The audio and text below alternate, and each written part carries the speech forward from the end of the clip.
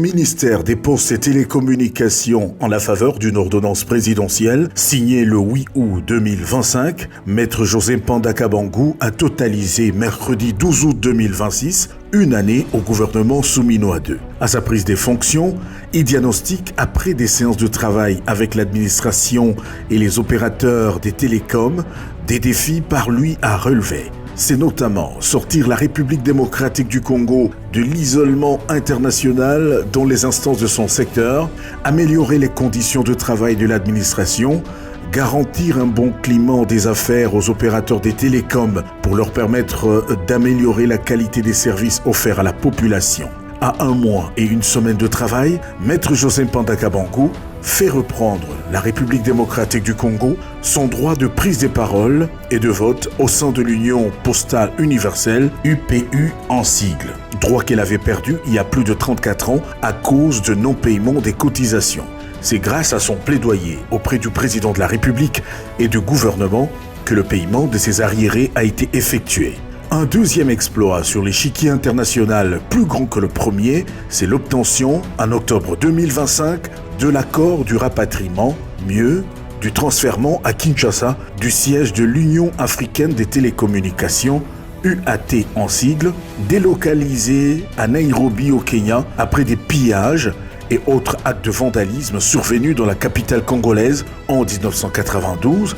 soit 34 ans déjà. La 7e conférence des plénipotentiaires de l'UAT, tenue à Abuja au Nigeria, l'a ainsi validé le 23 juillet dernier. Le nouveau secrétaire élu de l'UAT, le Zambien Kaziès Kazuba Moale, siégera dans la capitale congolaise à partir de janvier 2027. L'UAT, la seule institution de l'Union africaine que la République démocratique du Congo abrite, a ses beaux bâtiments déjà disponibles le long du boulevard du 30 juin, au 6e niveau de l'immeuble Safi, à côté d'Ecobank, en attendant la construction de son propre immeuble par le ministère des Postes et Télécommunications. C'est un exploit inédit de Maître José Mpanda Bangou, d'autant plus qu'en 34 ans, 17 ministres ont été à la tête de ce ministère, mais c'est lui qui parvient à ramener l'UAT à Kinshasa, son lieu statutaire, après avoir payé tous les arriérés et pénalités de plus de 1,4 million de dollars américains.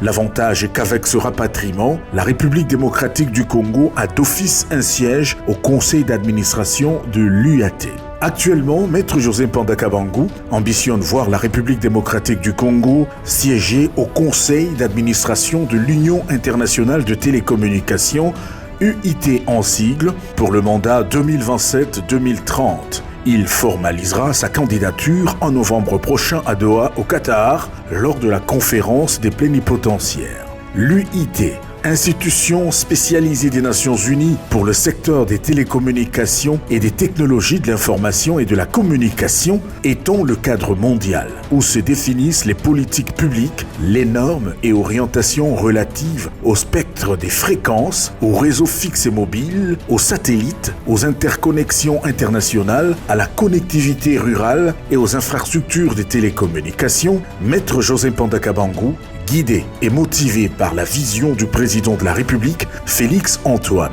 Tshisekedi, celle d'une RDC connectée à l'horizon 2030 et hub technologique au cœur de l'Afrique, estime que la République démocratique du Congo devrait objectivement siéger à son conseil d'administration. L'avantage dans cette démarche de Maître José Mpanda Bangou est que l'élection de la République démocratique du Congo au conseil de l'UIT constituera un levier stratégique majeur pour accompagner la mobilisation d'environ 1,5 milliard de dollars américains prévus pour l'exercice 2026-2030 en faveur du développement des infrastructures des télécommunications, notamment la dorsale nationale en fibre optique, l'extension de la connectivité rurale, des centres des données, des infrastructures satellitaires ainsi que les réseaux à très haut débit. En tenant à la présence de la RDC dans les instances décisionnelles de l'UPU, UAT et l'UIT, Maître José Mpanda Bangou fait reprendre à son pays sa place dans le concert des nations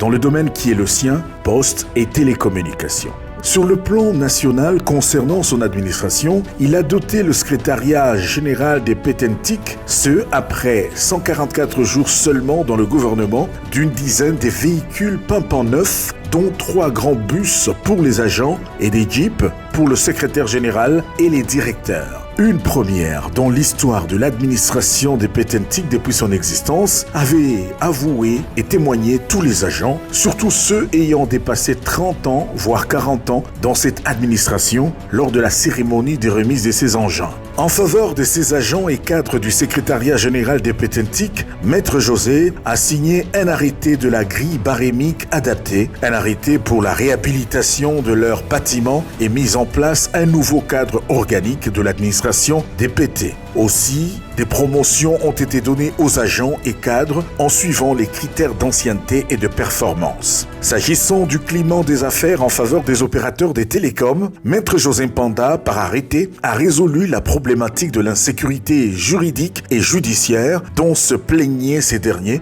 en signant un arrêté de conversion des titres des 4 opérateurs RTL, Vodacom, Orange et Africell. Dans le souci de faire respecter l'article 40 de la loi sur les télécoms, lequel accorde aux Congolais le droit de participer à la hauteur de 25% au capital social des sociétés de télécommunications, mais aussi aux travailleurs de ces sociétés, une part de 5% au capital social. Maître José a réduit de moitié avec effet rétroactif le moratoire de 10 ans qui avait été accordé aux opérateurs des télécoms. Reste donc 2 ans. Grâce aux recommandations des États généraux des postes et télécommunications organisés par lui et tenus fin avril 2026, Maître José Mpanda Kabangou dispose d'une vraie boussole pour relever les défis majeurs de la bonne connectivité en vue de la meilleure offre de services de télécommunications. Il s'agit de la dotation de la RDC des infrastructures de télécommunications critiques de base.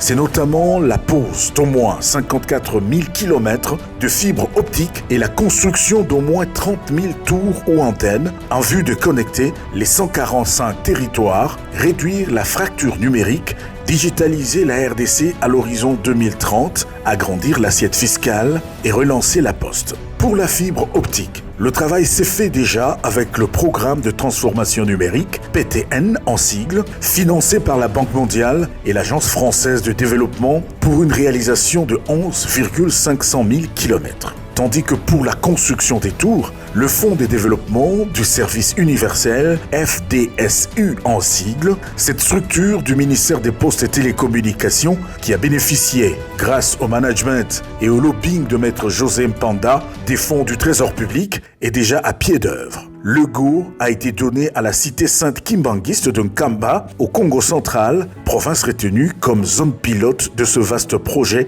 d'au moins 3000 tours dans sa première phase. Le 8 août dernier, le FDSU a signé des conventions de subvention avec les 4 opérateurs de téléphonie mobile. Chacun a eu des fonds pour construire au moins 10 antennes dans les zones périurbaines et rurales. Il faut aussi, comme appui aux tours et à la fibre optique, l'acquisition par la République démocratique du Congo d'un satellite souverain. Déjà, des négociations sont en cours et se déroulent bien avec la firme chinoise China Unicom pour la construction de ce satellite. Avec le président Fachi Beton au pouvoir, Maître José Mpanda Kabangou croit fermement que la digitalisation de la RDC est possible d'ici l'horizon 2030.